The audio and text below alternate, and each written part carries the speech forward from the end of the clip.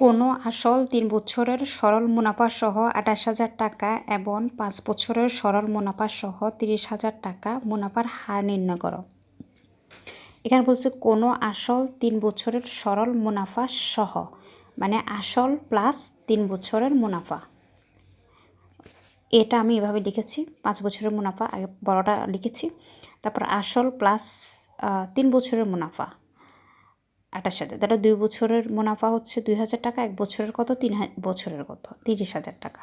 তো আসল হচ্ছে মুনাফা, আসল থেকে আমি যদি মুনাফাটা বিয়োগ করি তাহলে আমি ২৫,০০০ টাকা পেয়ে গেছি। এখন আপনারা বলবেন যে ২৮,০০০ টাকা কেন দিচ্ছেন, আপনি ৩০,০০০ টাকা কেন দেননি? কারণ হচ্ছে যে এখানে আমি ৩ বছরের মুনাফাটা বের করেছি, ওই জন্য আমি ২৫,০০০ টাকা দেব। তারপর এখানে আমার কী কী পেয়ে গেছে, আমি মুনাফা পেয়ে গেছি, সময় 3 বছর, যেহেতু আমি 3 বছরের হিসাবটা বের করেছি।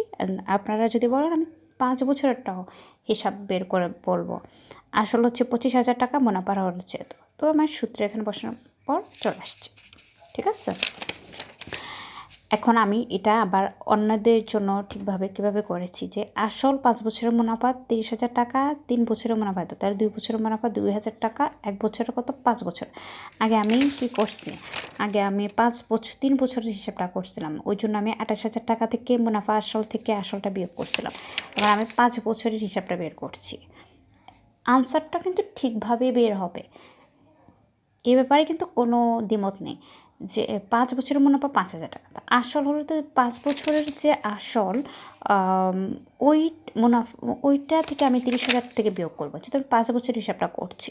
তাহলে আসল মুনাফা আসল বিয়োগ 5,000, মানে 5 বছরের মুনাফা আসল এবং 5 বছরের মুনাফা থেকে আমি বিয়োগ করলাম, আসল পেয়েছি। তো আমার এখানে সময় 5 বছর, আগে কি ছিল 3 বছর। এটা যেভাবে করি কেন আনসারটা কিন্তু ঠিকভাবে আসবে।